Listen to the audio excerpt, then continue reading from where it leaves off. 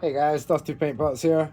A little while ago, I posted a video of this miniature, and it went quite bananas on my Instagram with a lot of people asking me how I achieve this rain effect and what I make it out of.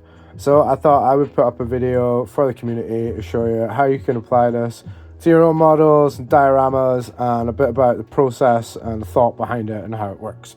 So I'll break it down a little bit on this model and then I'll show you how to apply it yourself to another model and how to make it. The way this works is basically like made with this clear thread, some super glue and a few other things. And the idea is the composition of the mini is to have stuff like out to either side of the mini and things above the mini and in the background, so that when you rotate past it, it gives the illusion of lots of little bits of reflection at different levels to kind of almost look like cartoon rain effect.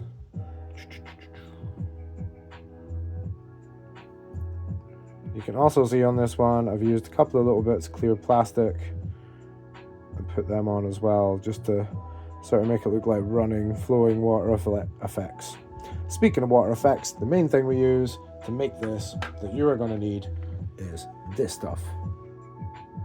This is a Vallejo water texture acrylic. It dries like level. It's really good for doing puddles and stuff, but we're going to use it for making little drops as well. The actual rain, this is your secret weapon. I got a shout out Craft Punk Cookie for giving me this initially. This is not fishing line. This is clear thread, which is essentially like a super thin fishing line. You almost can't, the camera's struggling to focus on it. There we go. So this is like a super thin plastic see-through thread. Now you get this from fabric shops. It's pretty inexpensive, but this is the main thing that we use for making our rain effects.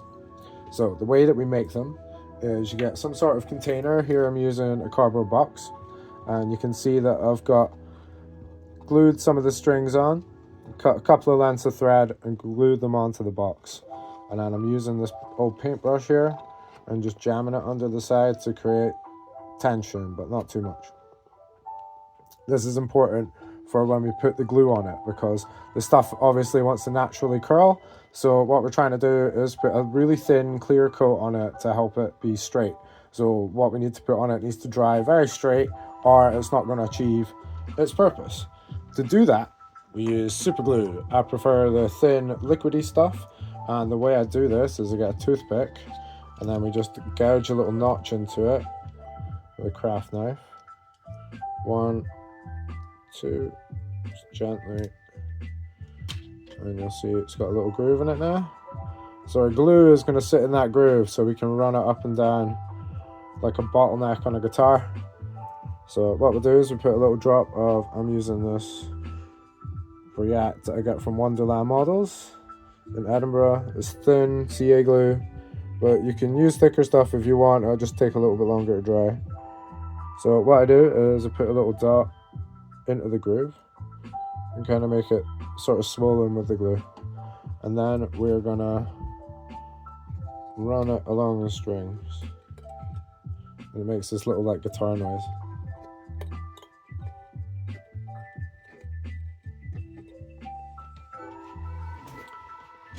Let me just sit down and do this.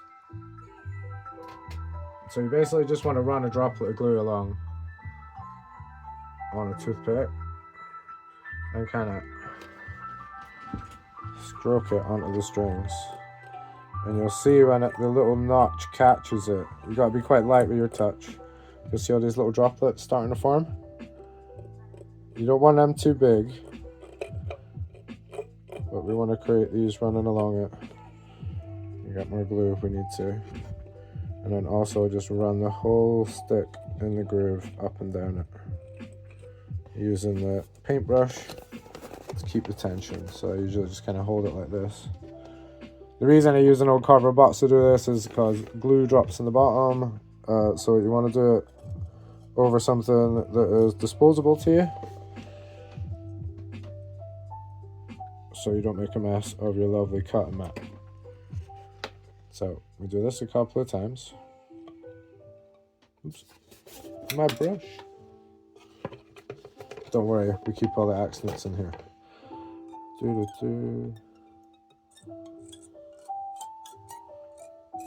So as you can see, it's starting to, it sounds like the world's tiniest, saddest guitar.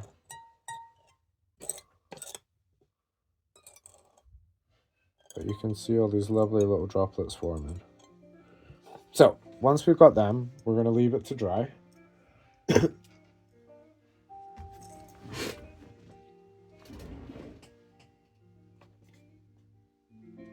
And then our next step after that is, once they're dry, we go back and we do it again so it's a little bit thicker, and then we cut them up.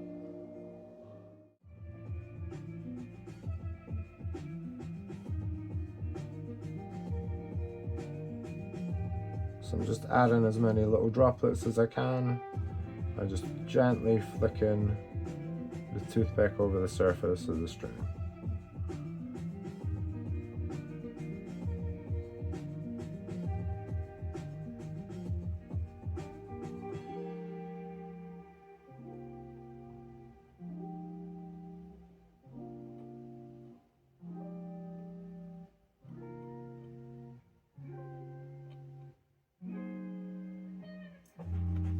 So now we've got the drops, we can just speed up, quick dry them with the hairdryer. Bam, I'm back, you heard it. So now we have, I can just get to focus, yeah, there we go. You can see all the little droplet sort of shapes. So now we're going to cut these into little tiny sections. I like to use this old little cigar tin for this, but you can use any tub container. I like this one because it's reflective, so you can kind of see where they are when they land in it. These things have an absolute tendency to fly everywhere, and they are practically invisible. So when you're cutting them, as you can see, I've cut one away, and it's nice and straight now. You see how straight that is, even without being in focus. So these want to fly away. So what to do is keep your scissors nice and low, pointing down, and just poke a little bit into it and just snip it into little short lengths. You don't want them too long, it kind of ruins the illusion. I find about half a centimeter, a quarter of a centimeter, that's the sort of ballpark you want to go for. And some of these will just kind of disappear. You will drop a bunch of them and lose them, so make sure that you cut up more than you're going to need, because otherwise you're going to be spending a lot of time looking for something the width of a hair on your floor or even on your cutting mat is almost impossible. So let me just pick this up.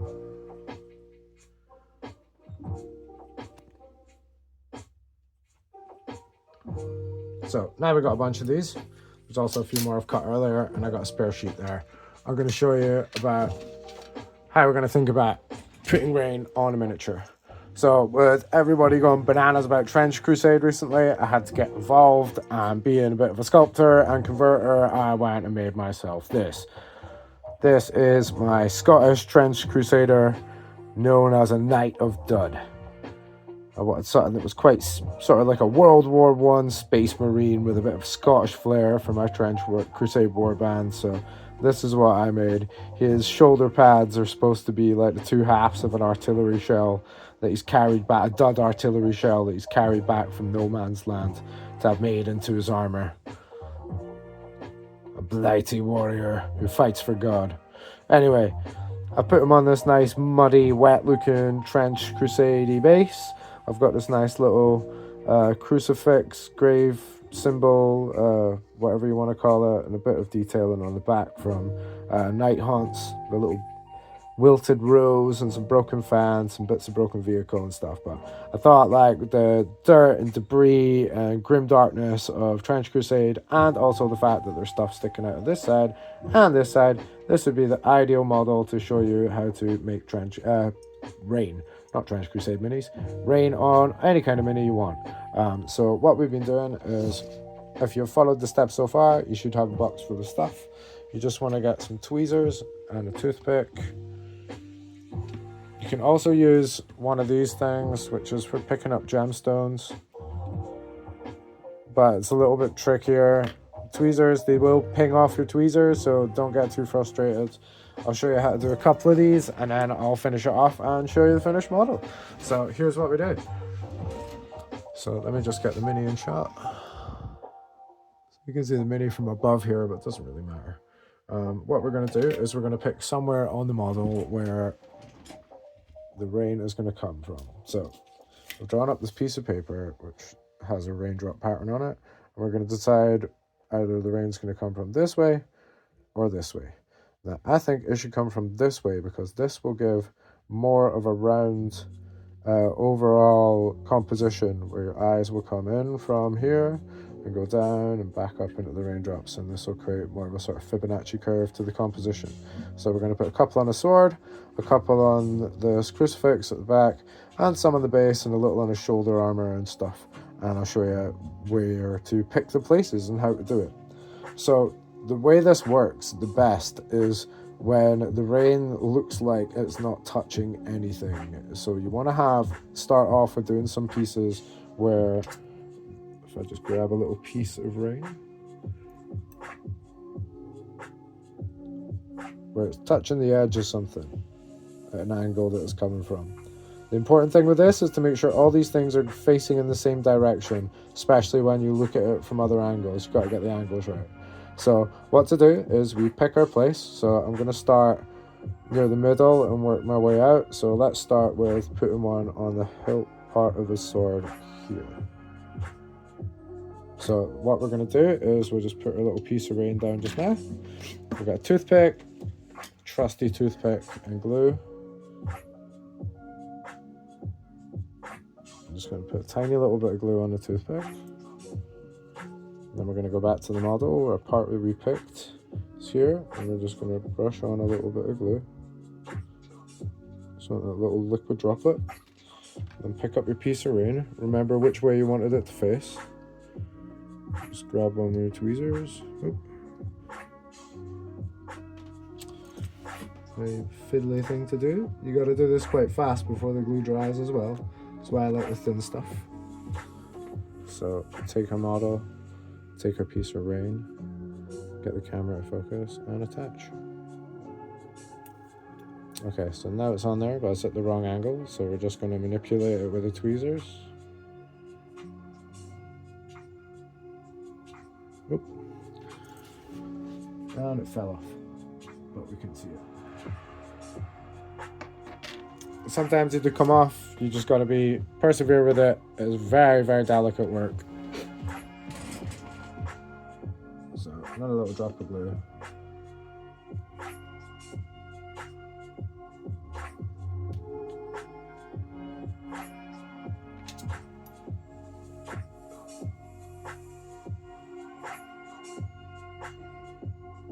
For me, the hardest part is picking up the pieces. I think there's something wrong with these tweezers. Let's try other tweezers. That's better. Okay, so there are other tweezers.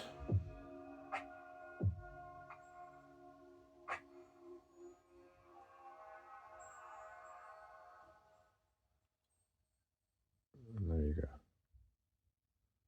That was our first piece of rain. So now we're just going to go around the mini and do a whole bunch of those. God damn, Jimmy, that's some serious gourmet shit. Me and Vincent would have been satisfied with some freeze-dried tasty joints, right? These bring this serious gourmet shit over. So from this point, you're just looking to repeat this process, pick points where it's going to create this nice illusion. And you want to kind of work in layers so that there's ones behind other ones, in front of them.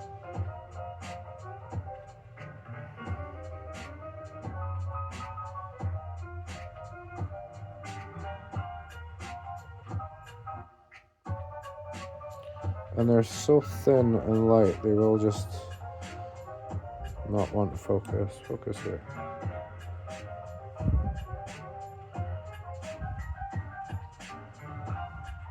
There we go. So you can see I've stuck another one on at the edge, and I'm trying to keep the angles of them the same. So there we go.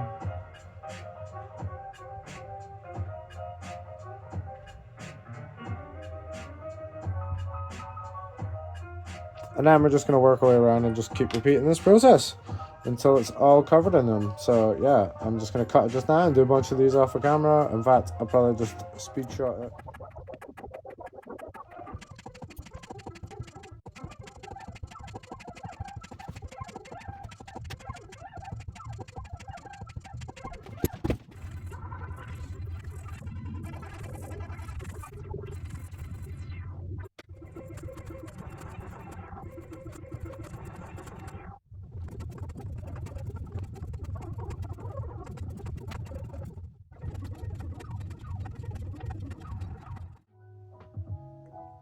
So I'm about halfway there now. It doesn't look like anything yet, but it'll all come together. This is just the first stage. But you can already see that it's starting to look like little flickers of rain dancing on them as I move them around. So I've been working across the front, starting from the blades, worked into the body, down on his leg. I've done some across his face and head and his shoulders. So now we're just moving down the back here, and we're going to do the cross, this little bit of rose, and the rest of the base.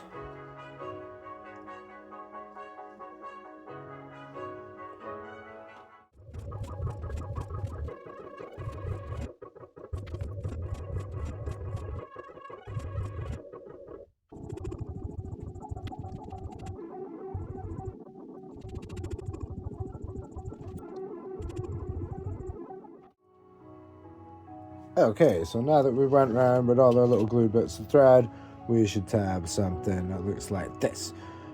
So as you can see, I've glued them all on. Some of them I've got hanging down the way, and some of them I've got going up the way. And I've stuck with a similar direction all around. I've put them on the base, I've put them on the crucifix on the side, I've put them on the fence, I've put them on everything. So now for the next step, which is this stuff. And we're just going to take some of this from Vallejo water texture acrylic, and we're just using it straight out of the pot. Get a brush you don't really care too much about, and get some on it. And you want like a good amount on it. And what we're going to do is we'll just get this to focus. There we go. Oh, there we go. And just kind of flick on these drops.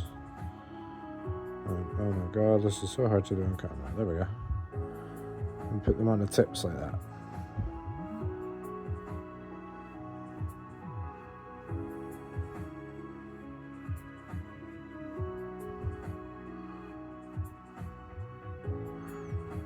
And then go around every single one and do some of that on it. And when it's done, and you've added all your little drops, and put some little puddles on the base like this, just let it all level out and dry, and do a bit of that, then it's going to look like this.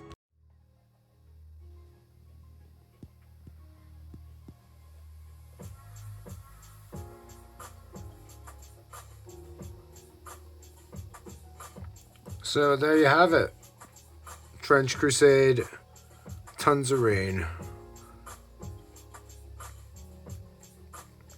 And all you need is some super glue, some clear thread, and a little water effect paint, and you can do it too.